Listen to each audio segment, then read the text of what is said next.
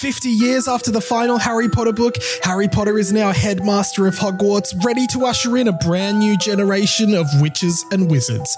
My name's Radio Mike, and together with my friend Sam Garlep, we're reading every chapter of my Harry Potter fanfiction that I wrote when I was 13. This is book 5 in that series. Welcome to Harry Potter and the Seven Servants.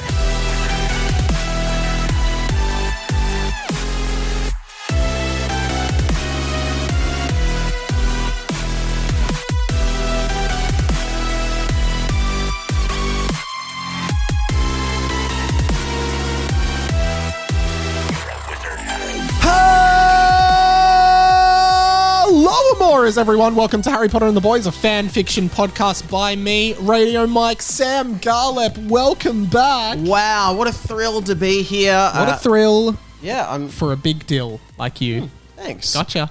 My first comedy festival show I did, we were in the same room as Dilruk Jai Singer. Were you really? And who has been on this show? And I hung out with him in Korea. Yep, and I think it was his first ever, comedy festival show. It was called Big Deal. That's funny. And what was your show called? Big Sam? No, it was called Tres Miserables. It was a parody of Les Mis where we played all 50 plus characters, now, 3 of us in 50 minutes. Funny you mentioned that because we talked about this, I think, the other week where you brought up Les Miserables and I asked you, did you play Jean Valjean in the 2010 St. Kevin's College production of Les Miserables? And you didn't, but Michael Fernando did, your arch nemesis. and I got the funniest message from someone this week because... We love all your messages, so keep them coming. Yeah, for those who don't know, of course, Michael Fernando... There's no reason to keep resetting who Michael Fernando is. Michael Fernando was a guy who went to our school who, he had the same choir scholarship as me and my brother, and then you didn't... He was better than you and your brother. Whoa, man. Whoa. I'm really... Even though I don't like him. I do like him. You didn't get the scholarship, and then we found out you really wanted the role of Jean Valjean, the biggest role in Les Mis, but of course it went to Michael Fernando. While we're here, was there anything else that Michael Fernando trumped you at school? No. He would have definitely got a better ATAR than you in year 12. Probably. Yeah, thanks. Okay. I did all right. He did... he was just always just hitting the notes, and he was so... cavalier about it. Yeah. And he had a lot of pizzazz while singing. He made it look easy. And as we know, singing ain't easy. That's why you couldn't even get a scholarship. It's hard. No, but I reckon I've told this on the podcast before. Of the one time I trumped him was for in vocal ensemble or something like that. Or maybe it was after school we were doing something, and we were doing Robbie Williams' Angels. Mate, I was about to say, keep going. Anyway. Because I mentioned this when you were on the Hamish and Andy podcast that's with right. me. Okay, don't worry then. No, please tell. Just then, I think he was doing the main part, and I had enough guts by that stage. I was like, actually, I'd like to do that part. You finally stood up to your bully, and there would have been murmurs. And wait, Michael Fernando's not doing the solo? Because for Robbie Williams, and he was doing thrill hit. She offers me protection. He was very traditionalist in the way he sang. Great singer, great, beautiful voice. No one would complain. But to be fair, and I've told this story because you and me weren't really friends at this point, but I was in I think it was you were in the old boys vocal ensemble. Because I didn't want to reveal that. I was in year 12 at the time and I had to perform at this thing. And funnily enough, I didn't realize this, but my girlfriend's parents at the time, they had a son who went to our school and they were at this event because it was some soiree or some shit. I don't know why, yeah. And so I got up and had to sing. We were singing... Our senior vocal ensemble was singing The Hills Are Alive. The hills are alive with the sound of music. Ooh. And it was so we were doing that and I saw my girlfriend's parents there and I was like, oh no, they're going to think I'm a loser. Why is this guy dating our daughter? Which is hilarious because they're at that soiree. Yeah. And then... And so then funnily enough as well, I remember my friend Tom, who also had a choir scholarship, who is now the project manager of our bathroom he can do everything, renovation. can't he? He does bloody everything. He was like, he found it so funny that my girlfriend's parents were at this event and he was like taking a photo of me with them in the background without them seeing. But then as he was doing it, they came over to talk to me and it was really awkward. Anyway, the reason I bring this up is because we weren't friends. I was sitting in the audience. I see you guys come out and I am not joking, Sam. To this day, I have never heard a more beautiful performance of Robbie Williams' Angels because I like that day. I think I saw you and I'm like, I'm going to work with that guy one day. Because, I'm going to marry that man one day. I mean, I'm going to do a podcast like that. It was very clinical. It was the old boys vocal ensemble. There was a lot of, I'm loving angels instead. And then Sam just gets up. He glows and through it all, and you nailed it. It was beautiful. I was genuinely in the audience watching you like I was at a Beatles concert. That's what I felt like. Or a Robbie Williams concert. That's all I needed to hear. And then do you remember, and I said this on Hamish and Andy, I came up to you after and I said, mate, that was unbelievable. Sorry, did you mention this on the Hamish and Andy podcast? Yeah. Remember, like, you came on the Hamish and Andy podcast to like publicly diss me for being getting the choir scholarship. I was asked. Yeah, you were asked on. Yeah, no, it was all in jest. Yes. But then I was like, I came up to you that day and said that you were amazing because I genuinely thought you were amazing. I have a feeling they cut that bit out. No, I don't think they did. Oh, really? Okay. It's there somewhere. But the thing is, the reason I bring this up is because, like, of course, Michael Fernando was there that night. And and we got a message. I didn't realize that, like, because I kind of said it as a passing comment a few weeks ago on the pod, but I didn't realize we've mentioned Michael Fernando so many times because a guy called Michael Leahy messaged me on Instagram and he was like, you know what? As soon as you said to Sam, did you play Jean Valjean? And Sam said no. The first thing that popped into my head was, I bet you it was Michael Fernando. He's like, you guys have mentioned this guy so much as Sam's like mortal enemy at school. And like, he was like, I knew you were going to say it was Michael Fernando and I lost my shit when it happened. I hate being so predictable. So anyway, I did a little Google of see what Michael Fernando's up to these days. He's a doctor now. Yeah. He is a doctor now. I think he's in Queensland working as a doctor. So if you're in Queensland, if you've got a Dr. Fernando, you very well might be talking to Jean Valjean, St. Kevin's College 2010. What kind of doctor is he? I don't know, like a medical GP. Medical? I don't know. No, it was a very let's look it up now. Let's do a live Google. I think he's great. No, I love Michael Fernando. It is just funny that he lives as a thorn in your side. Have I reflected on it this week? Yes, I think that at the time, no, I couldn't have done a better job at... Okay. Dr. Michael Fernando, MBBS Honours, FRAC P, whatever that means, and AMUSA. Michael is a medical oncologist with extensive experience and special interests in breast, gastrointestinal, genitourinary, and head and neck cancer. After graduating from Monash University in 2015, he completed... Anyway, you can go read about Michael Fernando. We'll put it on our wiki page on Michael so that's he's an oncologist, which is so he helps people with cancer. Is oncologist cancer or breathing? Cancer. What's breathing? Cardiologist? Anyway. Cardiologist is heart. Regardless of what it is, Michael Fernando could do it, okay? That's all I want to know. Now, interestingly, at the same time this week, I got a message from... friend of the show? Well, friend of one of the show. Carlo Ritchie messaged me this week. Out. What? So I was going to say, Carlo Ritchie, he's like my modern day Michael Fernando. Carlo Ritchie is Sam's modern Michael Fernando. He is a stand-up comedian and improv comedian from Melbourne. And of course, best known for his role as fill-in host of The Cheap Seats, which Sam does like in the rehearsal every week. So it was like my Jean Valjean moment where I thought, I'm auditioning for Jean Valjean. Carlo Van Ritchie. Carlo Von Ritchie.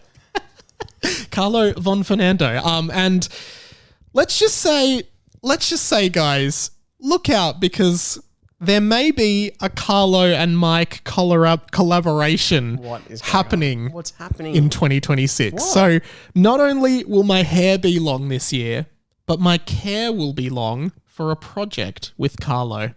So I just wanted to say, such a Sam, stretch. look out. Oh, sorry, you're not going to read the message or anything. Oh no, I want to keep Okay. this one. I want to keep it, but just things are happening with me and Carlo. Yeah, and I know that makes you feel Carlo, but I love you, Sam. I'm so just... And I'm trying to think of... if you're worried about our relationship being affected, Michael Fernand, don't worry about that because I love you. I'm so annoyed. But don't you think it's funny that this guy on Instagram was like, I just knew it was going to be Michael Fernand? Yes, yeah.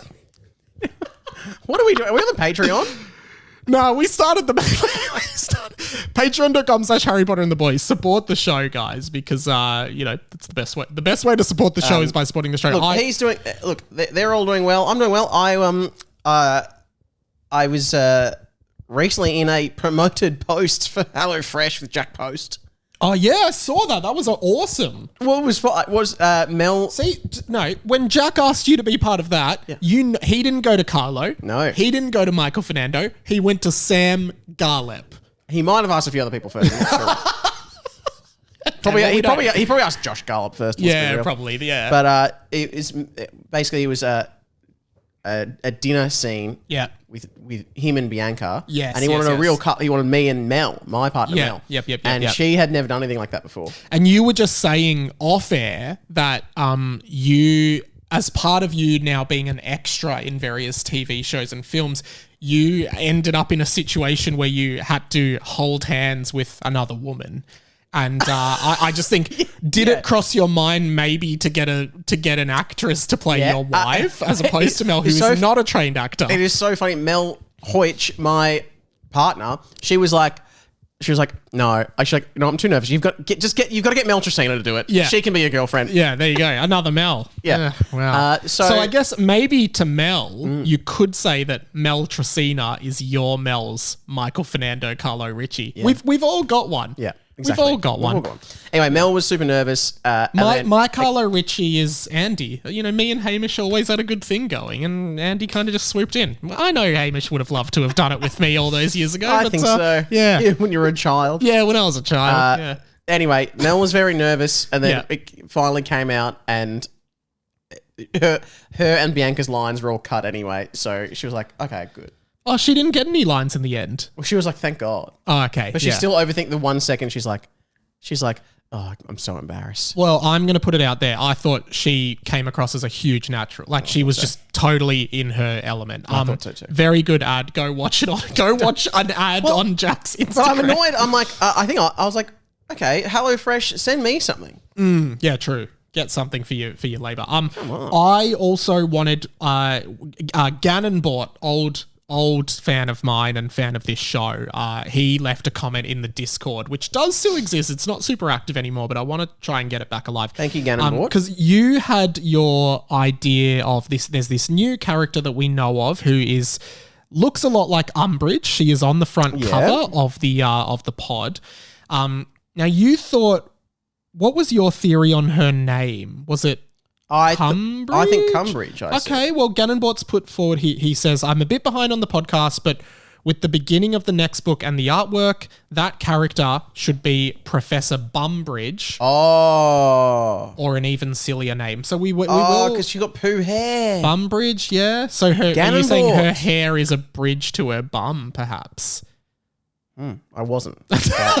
It's a nice thought. On that note, should we start the double F, or do you have another little dot point to tell us about? These are just things I wanted to film at some point. I'm going to look for the iPad because I don't know where we put that at the end. Oh, here it is. It's right here. It's right here, guys. Duh. You know when I write down a few random video ideas, and this one has there's no reason for me to do this, but I want to do it. Yeah. I've just written down, refilm The Biggest Loser opening credits. But with me. What do you mean? Do you remember The Biggest Loser, the TV show? I remember the theme was Shannon Knoll. Yeah, well, in Australia, it was Shannon Knoll. I'm just thinking... I know you're hurting. Feels like you're learning about life the hard way, and it ain't working. Yeah, I know how hard it can get, but I know you're stronger than this. You gotta lift. Yeah. Now, that show has had a lot of criticism Oh, yeah. in the last decade for being a really abusive show for people stuff. to be part of. But yes, go on. I just want to refilm that with me being like, You being all the different people. Because they would get all the participants and they'd be like, I'm overweight. they have the scale of how much they weigh at the start. Yeah, that was a torturous show. You know what I've said? I said this because in Australia, they brought The Biggest Loser back at one point, like after the peak, after the heyday. They brought it back, and I said, I'm telling you now, it will flop. And the reason why is because since it aired originally, reality TV now has to be sexy, and The Biggest Loser just can't be sexy. Wow. It's just not like that's my theory. All reality TV is stemmed in like sex and sexuality now, Yeah. I think. That's just my opinion. Yep. And it's like I turn on Antiques Roadshow and they're all in bikinis. Yeah. And it's like a 78-year-old Beryl. Yeah. But she's got to get them out just to sell her cuckoo clock. Sex sells. All right. Chapter 5 this week, Sam, of the double F of book 5. So it's book 5, chapter 5, season 5, episode 6 of year 6. Okay. We usually start, as you know, by reading the title of the chapter, Sam. And this week, the title happens to be... Chapter 5. Ooh. Sorry, we knew that. That was too early. Yeah, too early. You did a premature Ejaculation. ejaculation. Yes. Doesn't make it sound better, actually. Chapter 5. The Safety of Blayde. Ooh. Now, as we know, Blayde is Lockie's adoptive father, Blayde Lockhart, who we know that Vladek is the birth father who was framed as a younger man when the twins were just born. Vladek and Talia? Vladek and Talia. That's right. I remembered something. I couldn't even remember her name. Talia was murdered by Vladek, who was under the Imperious curse from Mr. Charger and Clownish Kim Jiri. And Vladek later his name was cleared and he went on a long-term holiday to Barbados, and Lockie continued to live with Blayde, his adoptive father, who is a great protector of the boys and seems to bring some level of stability to Hogwarts. So Sam. I feel like there's some kind of pun there. Safety Blayde or something. Safety, yeah, maybe. Blayde, of course, spelled Blayde. Blayde. And safety spelled Safety. Yes. Which is just how it's spelled. That's just, yes. So everything looks in order in this. Well, as you know, looks can be deceiving. And looks can be deceiving. Things looks can be deceiving. Well, you never know. All right. Me and Ryan Shelton should do a podcast. I did ask him. That would be awesome. Yeah. Anyway, we don't have to talk about that now. We already talked about Michael Fernando and all those other people. Okay. Chapter 5, The Safety of Blayde. We're really jumping all over the place with this book, aren't we? Yes. 5 chapters in and a prologue. Not even a glimmer so far of Hogwarts. But maybe that's just the genius of this book. Maybe not. It's me. Maybe there's just so many different plot points, and that's just the beauty of it. There's so many things going on. That's the sign of a good book, right? Lots of shit happening. It is very Game of Thronesy. You know, there's all these different plots and we're jumping from place to place. And, you know, I think in this, where we're at now in the book is like the starts of the books often are like, all right, check in on Harry, check in on the dark side, check in on the boys, and then Derek and Dimmy are at Deathbird and Reapers. Yeah. So there's 4 chapters just to set all that shit up. That's true. Yeah. So think about it. Trying to think now. Then it's like, where are we starting? Have we started? I don't know. Feels like we're still in the bloody prologue. Yeah, gosh. Okay. 6 episodes in. The rest of the boys of this book had spent a lot of the summer at Lockie Lockhart's place, where his adoptive father, Blayde, had taken good care of them. Every night they were blessed with delicious, home-cooked meals, great music, fun and games. It was safe for them to... Great music? Great music. Hey guys, these are the Rolling Stones. Yeah. Enjoy. I'm picturing more of like some kind of like Italian dinner music. As he's like, yes.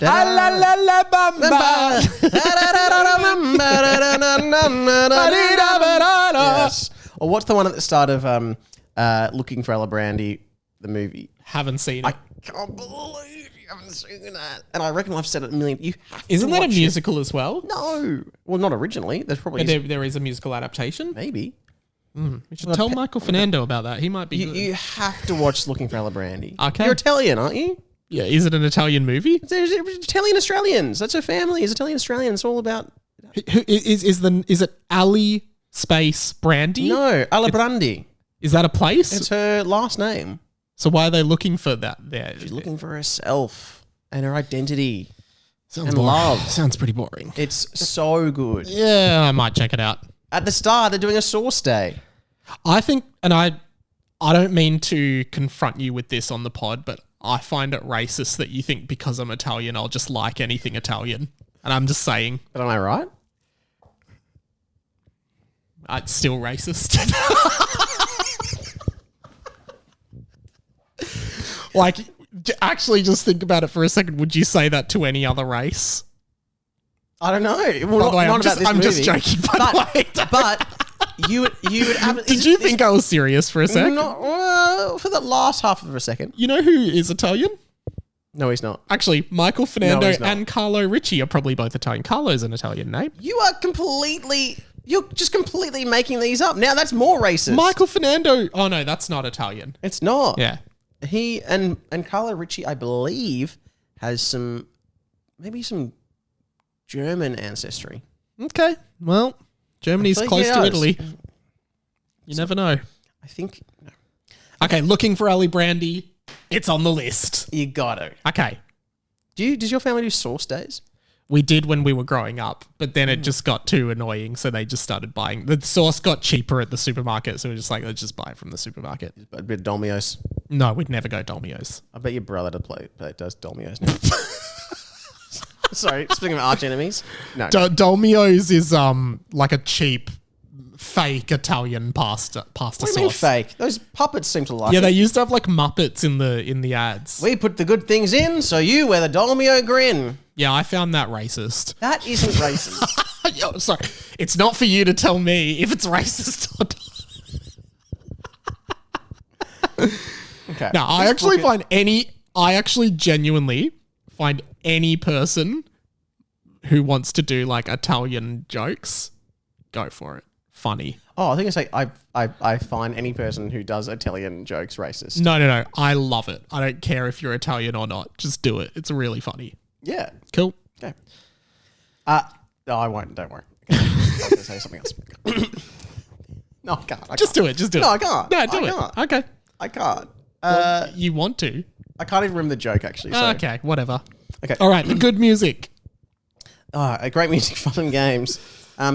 It was safe for them being away from Hogwarts, but they were enjoying having Blayde on board. It was safe for them being away from Hogwarts. Because remember, it's kind of the opposite of Harry Potter because they hate being at Hogwarts because they're surrounded by death and it makes so devastation. much sense. Yeah. For 99% of the students of Hogwarts, they'd be like, oh, it's actually better for us not at Hogwarts. Yeah. Anyway. It was safe for them being away from Hogwarts, but they were enjoying having Blayde on board as defense against the dark farts/arts teacher because he could protect them from a lot of the fucked shit that had been going on there for the last 4 years. Yeah, nice. Yeah. Blayde was the figurehead of a good dad. Does that make sense? Yes. I don't know it does. Yes, it does. I think if you're the figurehead of something, you're like, oh, he's the figurehead of, that movie company. No, I don't think it's that. I think like being a figurehead is like you are like the symbol of that. I'm looking it up. I think you think that because you've written it like that. No, I think it is. What's figurehead? Figurehead construction. What is a figurehead?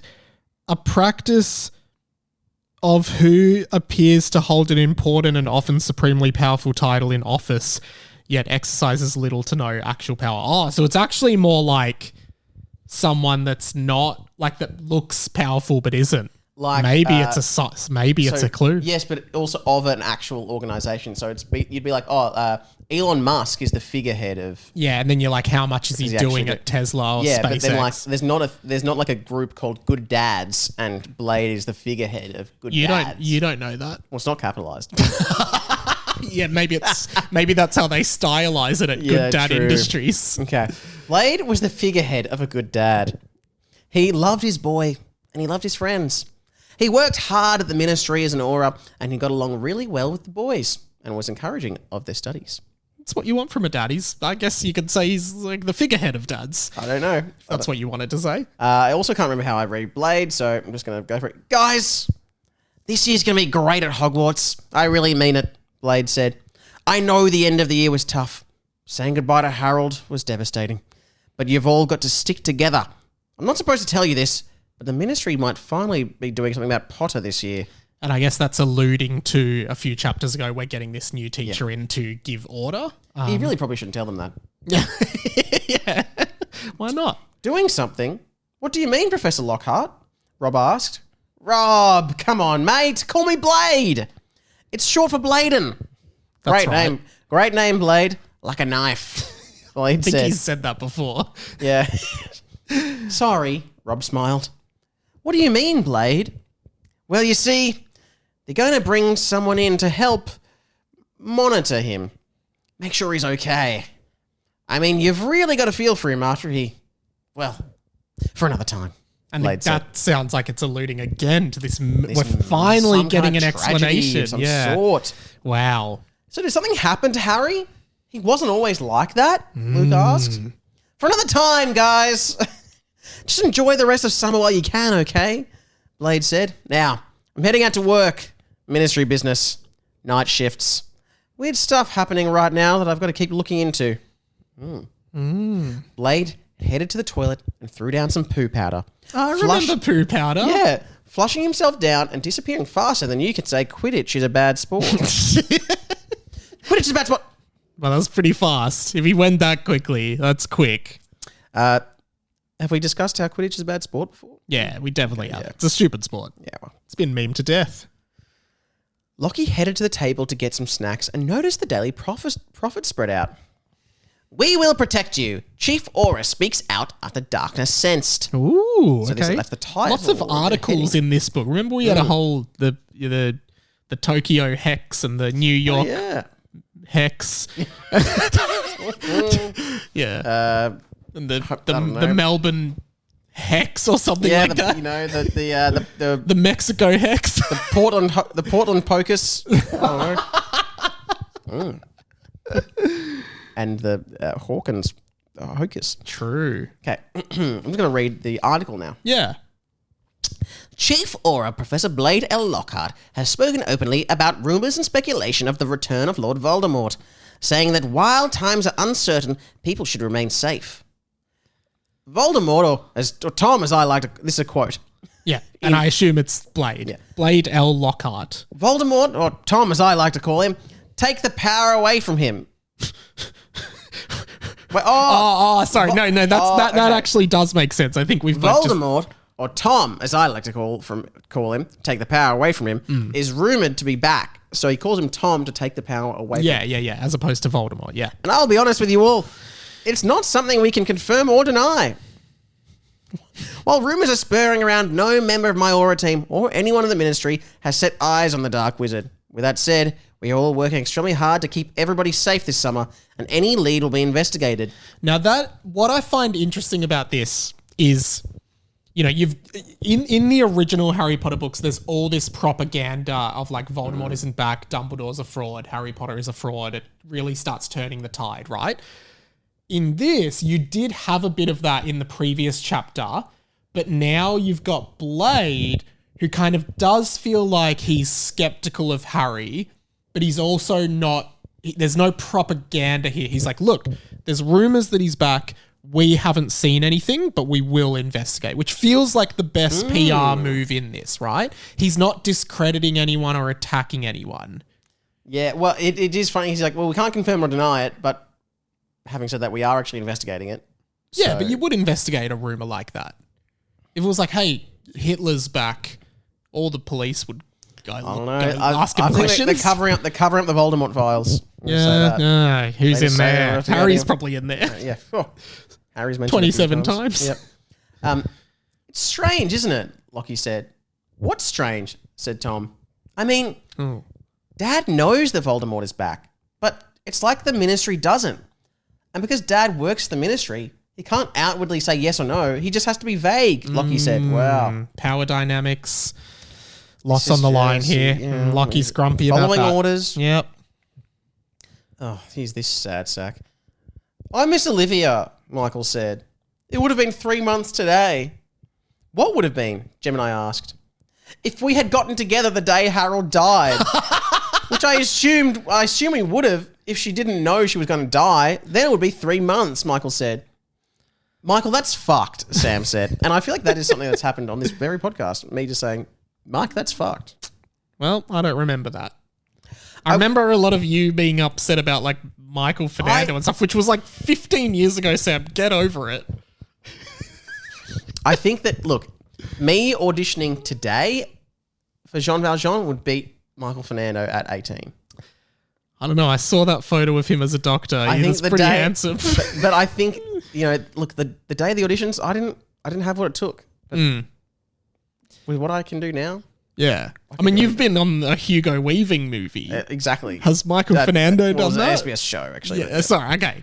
Me and Hugo Weaving, shoulder to shoulder. Bam. Almost making eye contact. And you had to pretend another woman was your wife. That's hard to do. Girlfriend. Sorry, guys. All right. We weren't even married in the fantasy world. Okay. Should we continue? Yes. Things. Oh no. Nah. Nope. Easy to lose your place. I wonder how Derek and Dimmy are doing. Luke changed the topic. It couldn't have been easy in summer for Derek. After what he saw go down, it would have been really tough, Lockie said. I wonder if they've already done a chapter about how he's been feeling. Last week's episode, Lockie. Wow. Well done. They don't usually really worry about Derek, so it's... No. But now they kind of do... Well, but remember the whole last book was, if you remember... which Michael Fernando would remember if he was doing this with me. He'd never do this. He hasn't got time. He's a doctor. They were becoming friends with Derek. And it was sort of like a friendship is power kind of thing. Mm-hmm. Yeah. Mm-hmm. Well, I mean, you wouldn't get that. I mean, Michael Fernando, he's an expert in cancerous diseases, so maybe he would come and investigate this book. Okay. Things are scary. And at the end of the last book, we promised Derek we'd help him fight Voldemort. Why, oh why did we do that? We don't want to do that. We just want to be safe, Michael said. You know what, Lockie said? I'm not scared. I know that as long as my dad is at Hogwarts, we'll be fine. I've never felt safer.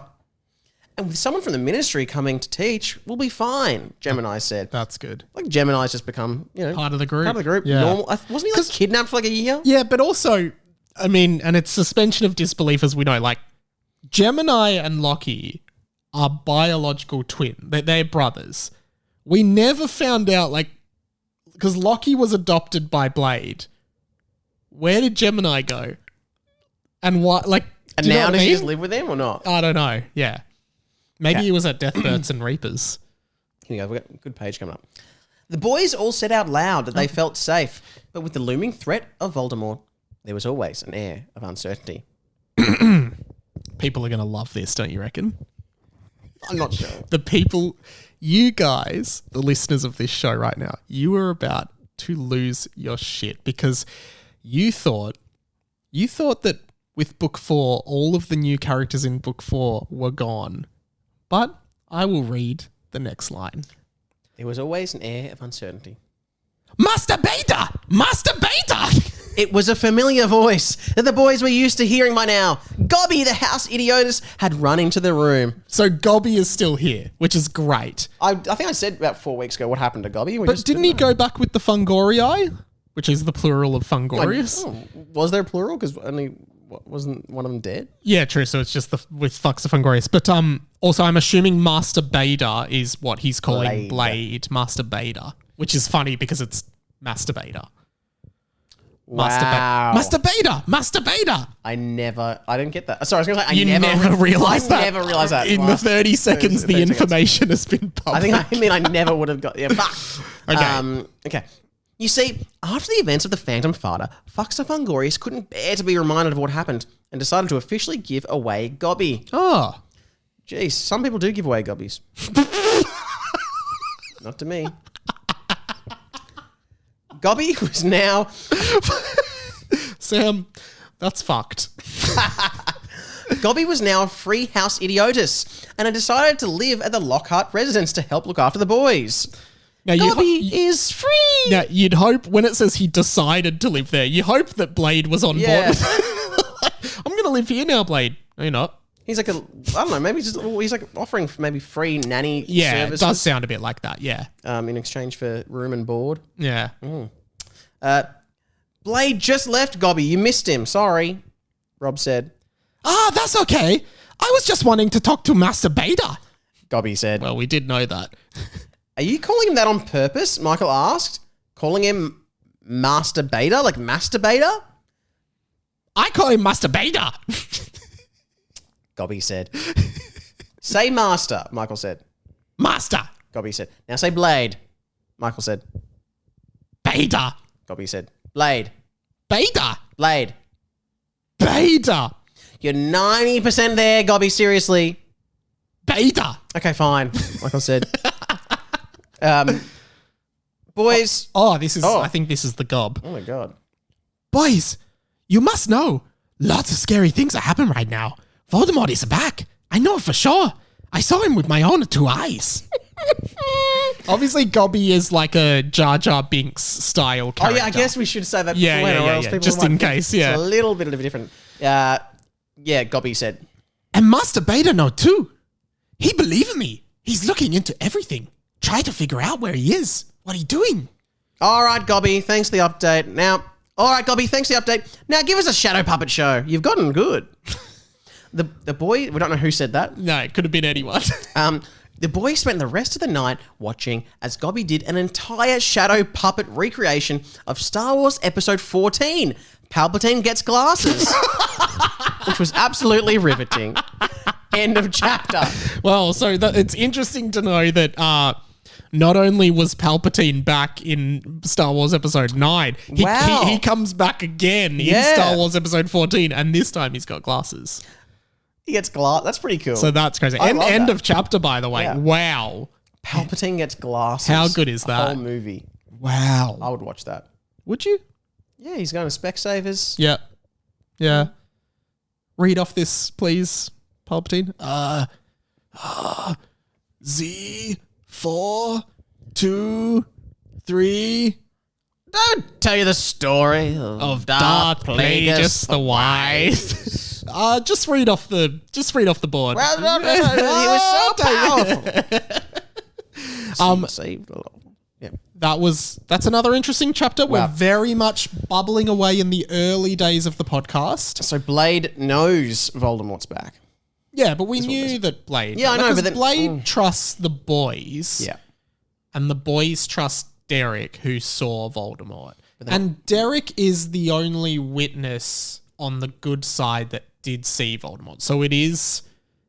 Oh no, Gobby did too. Gobby was there. Oh. Because Gobby was in the helicopter with Dinesh. Remember yeah. Yeah. So Gobby did see, and Piano Jones did see, and I guess multiple Dinesh, witness. Yeah, so there's, but they did mention that in the earlier chapter in the article. It said Gobby the House Idiotus does back up the story, but his opinion has been dismissed as he is like an invalid or whatever. Oh, mate, this is just like the Epstein files. Oh, I'm going to try to bring it up. Wouldn't be surprised if Gobby ends up, sort of 4 minutes of missing video in his cell. And you never really know. Sam... That was a fun way to bring it to an end. Good chapter. Great fun with you as always. Yeah. And Comedy Festival show, of course, comedyfestival.com.au. Sam Garlip on ice. Go get tickets online to see Sam on stage. And to that I say, oh, nice. Goodbye, Amoras, guys. There's no better way to end the pod than that, okay? Yeah. That's what it is. As we go on. We remember. You gotta lift. You Oh, gotta yeah, that's the bit. lift. Oh, it's Adro, the winner of Big Brother, Biggest Loser Season 1 Australia. Hey, Adro, I lost 50 kilos. Well done. Goodbye. I really want to film. Maybe I should maybe I film it, but it's me writing my comedy festival show. So it's like, I know and it's me how writing, hard it can. thinking, writing, typing. Idea. Getting a coffee, crying in the shower, sitting down with the lights off. Yeah. Shower is flooded. Water running down the stairs. Oh no, repairmen in. They've delayed again. We've got to go. Ah, no. Do you remember no, we've just got to go. Sorry. Okay, bye.